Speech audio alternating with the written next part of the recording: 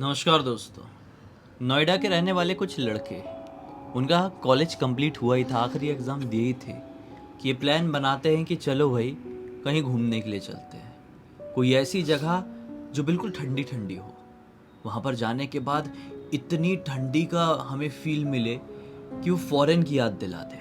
वो फ़ॉरेन ना भी हो, क्योंकि फ़ॉरेन जाएंगे तो बहुत पैसा खर्चा हो जाएगा। इसी सोच सोच में काफ़ी सारी जगहें उनके दिमाग में आती है, यहाँ चलते वहाँ चलते। फिर फाइनली उनके दिमाग में आता है कि यार चलो कहीं नहीं तो फिर जम्मू चलते हैं, क्योंकि कश्मीर पहले वो विज़िट किए थे और जम्मू के इलाके में ढंग से नहीं घूम पाए थे। तो बोले कि आज उस तरफ जाएंगे, मतलब इस बार उस तरफ जाएंगे और सिर्फ जम्मू का जो स्पेशल इलाका है वहाँ पर हम एक्सप्लोर करेंगे, ठंडी मिल जाएगी और एक अच्छा नया एक्सपीरियंस भी मिलेगा। बेचारों ने सपने में भी नहीं सोचे थे, जिस पॉजिटिव एक्सपीरियंस की वो तलाश में इस ट्रिप को प्लान किए थे वो तो उनको मिलने ही नहीं वाला था, बल्कि एक ऐसा एक्सपीरियंस उनके लिए इंतज़ार कर रहा था जो कई पीढ़ियाँ, कई पुश्तें उनकी अब याद रखेगी। जो कोई भी उनके साथ घटी हुई उस घटना को, उस एक्सपीरियंस को सुनेगा, एक्सपीरियंस को इमेजिन करने की कोशिश करेगा, उसका दिल दहल उठेगा। आइए जिया की ज़ुबानी उसी एक्सपीरियंस की कहानी फुल डिटेल में जानते हैं। ये जो भी लड़के हैं आराम से नोएडा में अपनी ज़िंदगी बिता रहे थे और इनकी पढ़ाई लिखाई कंप्लीट हो गई थी। इनकी दोस्ती इतनी ज़्यादा गहरी थी कि इनको डर था कि अगर हमारी पढ़ाई कंप्लीट हो गई, हम लोग कहीं ना कहीं अलग अलग शहर, अलग अलग स्टेट तो जॉब करने जाएंगे ही, क्योंकि पढ़ाई कंप्लीट होने के बाद सब लोग अपने शहर में ही थोड़ी बैठे जाते हैं, कहीं ना कहीं काम वाम के ढूंढने के लिए जाते ही हैं। तो इन लोग का ऐसा था, जो रॉकी था मेन, रॉकी क्या बोलता है कि यार भाइयों अपन ना दूर हो जाएंगे, उससे पहले अपन थोड़ा सा और लाइफ एंजॉय कर लेते हैं, चलते हैं ना घूमने के लिए। उनमें से कुछ लड़कों का नाम बता देती हूँ। एक का नाम कुश था, एक का नाम चैतन्य था, एक का नाम समीर था और इनकी एक बेस्ट फ्रेंड थी जिसका नाम था मीरा। जो मीरा थी ना, वो बिल्कुल टॉम बॉय जैसी थी।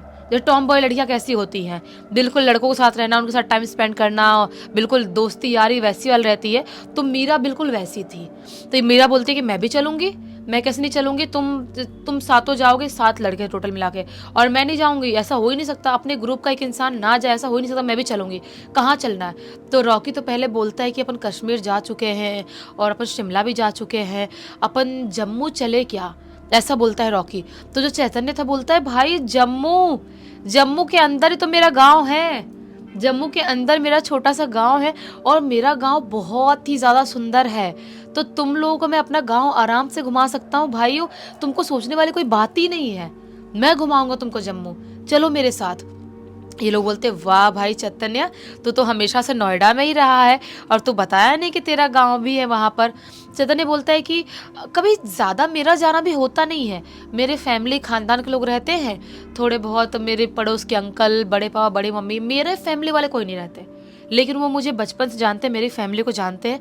तो अगर अपन जाएंगे तो वहाँ आराम से रह सकते हैं। और वैसे भी मेरा गांव इतना सुंदर है कि मेरे गांव में लोग घूमने के लिए आते हैं, वहाँ पे बहुत सारे कॉटेजेस मिल जाते हैं रुकने के लिए, स्टे करने के लिए। तो ऐसे कोई सोचने वाली बात नहीं है, वो मेरा गांव बहुत ही सुंदर गांव है, तो अपन मेरे खानदान वालों के घर पे क्यों रहेंगे, कोई कॉटेज देख लेंगे, वहाँ रहेंगे। और मुझे अपने गांव के बारे में पता तो है ही, बहुत बचपन में मैं घूमने जाया भी करता था, बहुत गया हूँ, बड़े होने के बाद भी गया हूँ। तो मुझे सब आसपास के एरिया के बारे में पता है। और मेरे गांव के पास ना एक बहुत ही यूनिक गांव है, वो गांव के लोग भी बहुत यूनिक है। अगर तुम लोग वहाँ जाओगे ना, तुमको मज़ा ही आ जाएगा। जब चैतन्य ऐसा बोलता है तो रॉकी की एक्साइटमेंट और ज़्यादा बढ़ जाती है। बोलता है क्या यूनिक है गांव भाई, बता तो सही क्या यूनिक है और क्या वहाँ पे मज़ा आएगा। चैतन्य बोलता है वो सब मैं बताऊँगा नहीं, वो सब सरप्राइज़ है, तुम लोग बस चलोगे तो फिर मिल जाएगा सरप्राइज़। ये लोग बोलते हैं लेकिन चले कैसे, कैसे जाए यार, अपन ट्रेन से जाएँ, कैसे जाएँ, बस से क्या करें।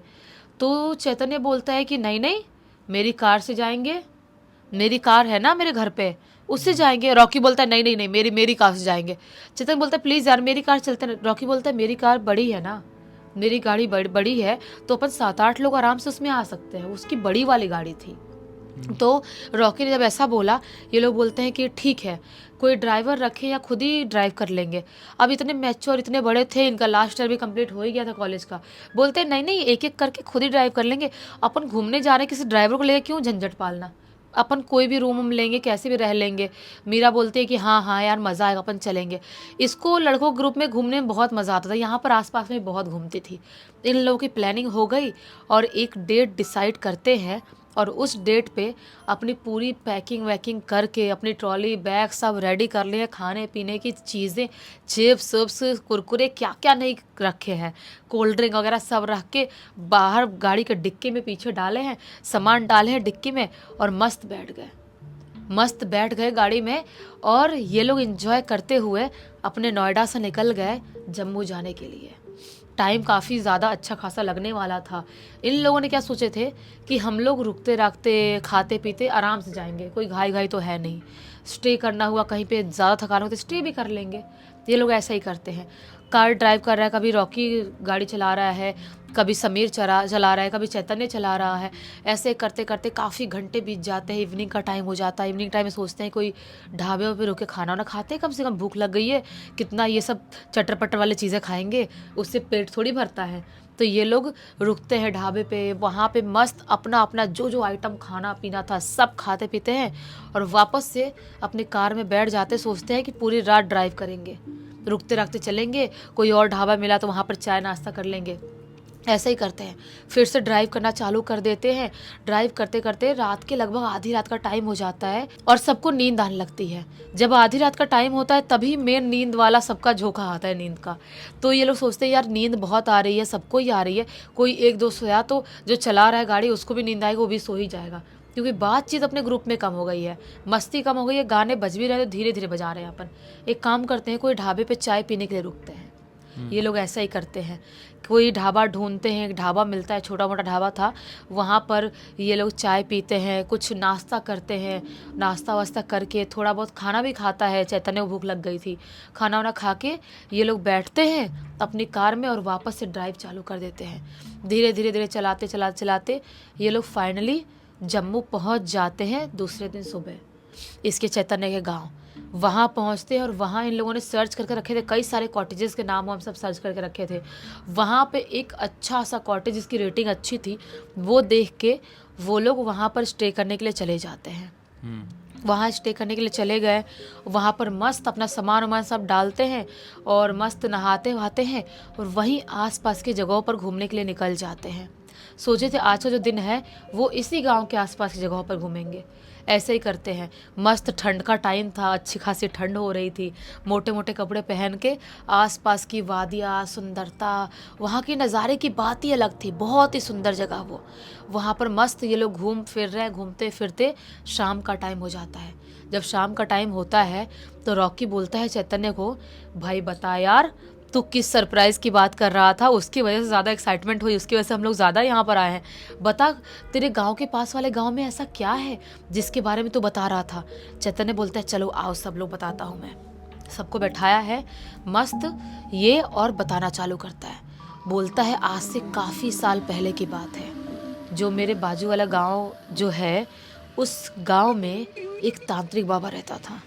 बहुत ही ज़्यादा उसको नॉलेज थी चीज़ों की और बहुत उसको देख के गाँव के लोग डरते भी थे, क्योंकि वो एक जगह था, एक पॉइंट था जहाँ पे छोटा सा उसने मंदिर टाइप का कुछ बना के रखा था, पत्थर उत्थर रखा था और उस जगह पर अपनी विद्याएं करता था। वहाँ पर काली विद्याएं भी अपना अनुष्ठान वगैरह करता था कुछ कुछ। और लोगों का मानना ये था कि वो वहाँ पर उस जगह पर भूत प्रेत शैतान चुड़ैलों को भी बांधता है। उस जगह पर वहाँ पर एक पेड़ है और वहाँ पर एक इतना बड़ा पत्थर रखा हुआ था। उस पत्थर के नीचे उसने एक अजीब सा शेप का, ऐसे ट्रायंगुलर या कुछ शेप का उसने कुछ बना के रखा है और उसके ऊपर पत्थर रखता है, सारे शैतानों को वहीं पर बांध के रखता है। तो उस गांव के लोग बहुत देखते थे लेकिन दूर रहते थे, ज़्यादा लोग किसी की हिम्मत नहीं होती से पंगा उंगा ले। एक टाइम आता है, पता नहीं कैसे बहुत साल हो गए थे, बुढ़ा भी हो गया था। अचानक से एक दिन वो तांत्रिक बाबा संदिग्ध तरह से खुद ही उसी जगह पर मरा हुआ मिला। तो गांव के लोगों को लगता है ये क्या हो गया। गांव के लोग अपना काम वाम करने के लिए खेतों में जाते थे, तो देखे कि ये क्या हो गया, ये तांत्रिक बाबा यहाँ पे ऐसे क्यों पड़ा हुआ है। देखते हैं गांव के लोग हिम्मत करके जाते हैं, उठाते हैं तो उठ नहीं पाता है, वो ख़त्म हो चुका है। तो तांत्रिक बाबा को उठा के गाँव के लोग जैसा भी अंतिम संस्कार होता है खुद से थोड़ा बहुत वैसे ही कर देते हैं। अंतिम संस्कार कर दिए, लेकिन उसके बाद से वो जो जगह थी ना तांत्रिक बाबा की, वो जगह और भी ज़्यादा अजीब हो जाती है।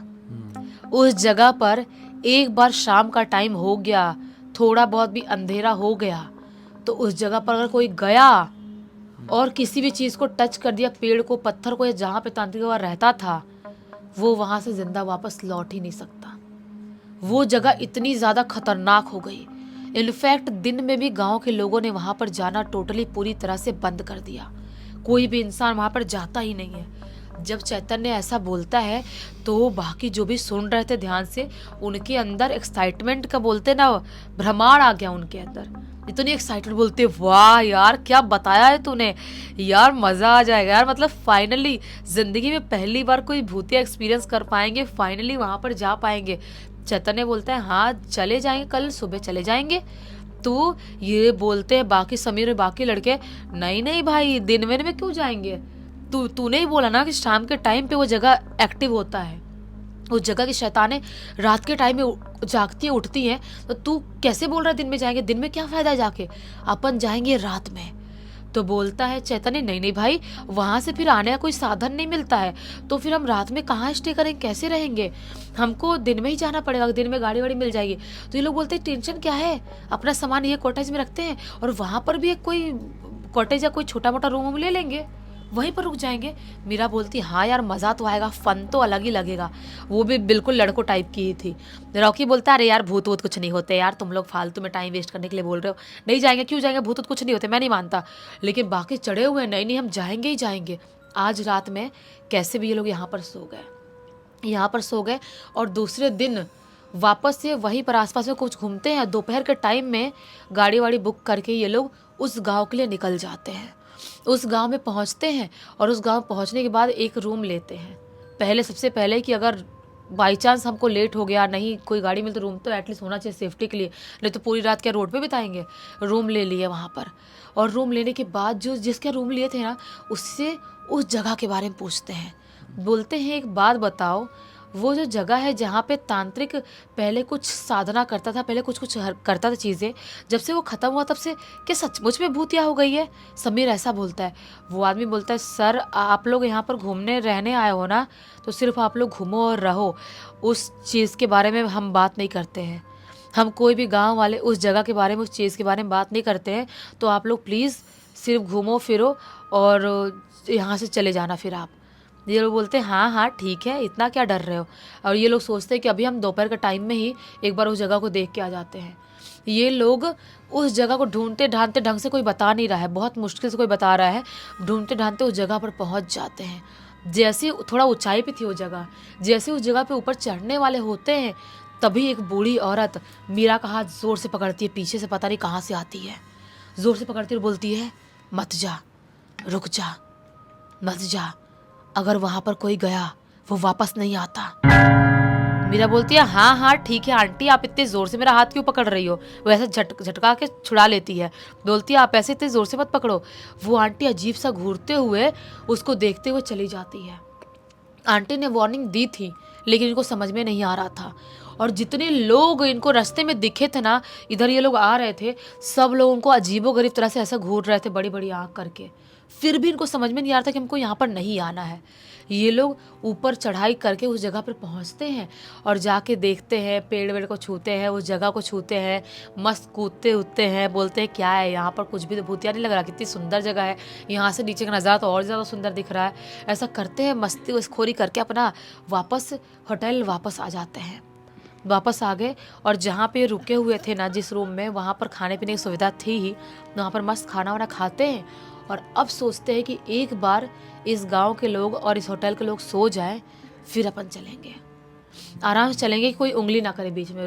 दिन में भी बहुत ज़्यादा रोकने की लोग कोशिश कर रहे थे, अभी कोई उंगली ना करे।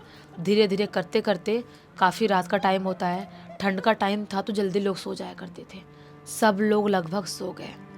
ये लोग धीरे से देख तो लिए थे वो जगह, ये लोग निकल जाते हैं और उस जगह पर पहुंच जाते हैं, उस शैतानी भूतिया जगह पर ऊपर चढ़ जाते हैं। और ऊपर चढ़ के वापस से अपनी मस्तीखोरी चालू कर देते हैं। यार अभी भी तो कोई भूत नहीं दिखाई दे रहा है। समीर नाचते हुए बोलता है कहाँ है कोई भूत, समझ में नहीं आ रहा है, अभी भी तो दिखाई नहीं दे रहा है। रॉकी बोलता है ठीक है यार, भूत कुछ नहीं होता, मैं भी नहीं मानता, लेकिन ऐसे तू मजाक तो मत उड़ाना। जो मीरा है वो रिकॉर्ड कर रही है कुछ कुछ चीज़ है, बोल रही है कुछ तो नहीं दिखाई दे रहा है कैमरे में यार, कुछ तो समझ में नहीं आ रहा है।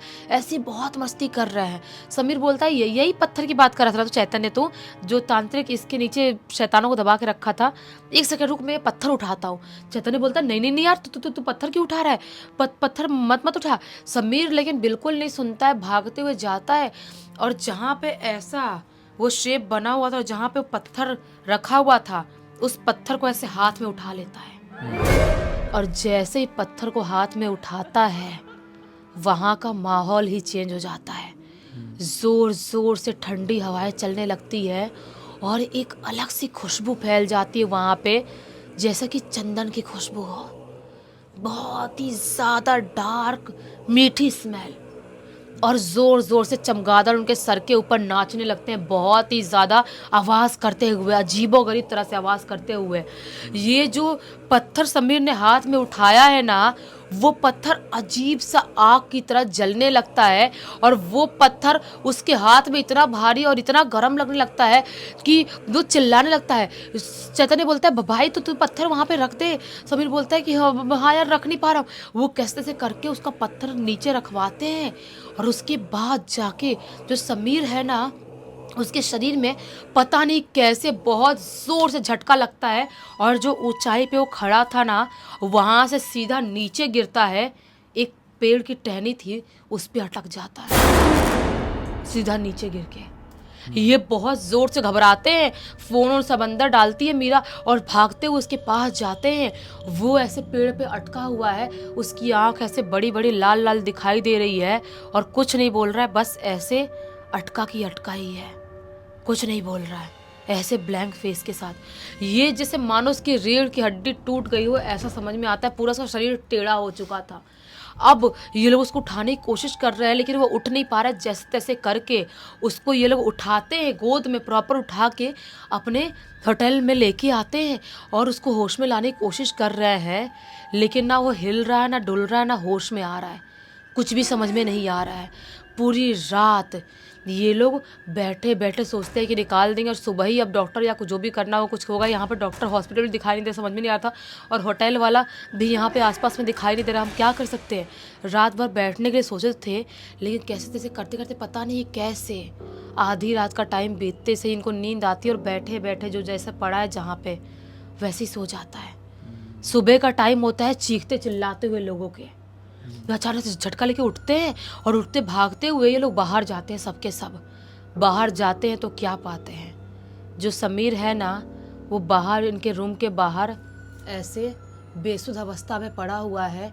उसके आसपास चारों तरफ बहुत सारे लोग खड़े हैं और ज़ोर ज़ोर से चिल्ला रहे हैं, बात कर रहे हैं, चीख रहे हैं, ऐसे ऐसा कर रहे हैं। ये बाकी सब समीर को देख के शॉक हो जाते हैं क्योंकि उसका मुंह खुला हुआ है और यहाँ पर मानो ऐसा निशान है जैसा किसी ने पतली सी, बोलते ना वो, कोई रस्सी से वो करा हो। इतनी बुरी तरह से वो ख़त्म हुआ है और बाकी कहीं पर कोई चोट का निशान है ही नहीं। इनको समझ में नहीं आता कि रात में वो हिल डुल नहीं रहा था, कुछ नहीं समझ में आता, कुछ नहीं कर रहा था, तो अचानक से ये बाहर कैसे और ख़त्म कैसे हो गया। जो गांव वाले लोग थे वो लोग इनको बहुत चिल्लाते हैं, बहुत सुनाते हैं, बोलते हैं कि तुम लोगों ने बर्बाद कर दिए, सब कुछ बर्बाद कर दिया। रात भर चीखने चिल्लाने की अजीबोगरीब आवाज़ें आई है और अजीब से चमगादड़ों की कूदने की, हमारे विंडो पे मारने की आवाज़ें। तुमने कुछ तो किए हो, तुम लोग कल गए थे वहाँ पर, क्या किए हो।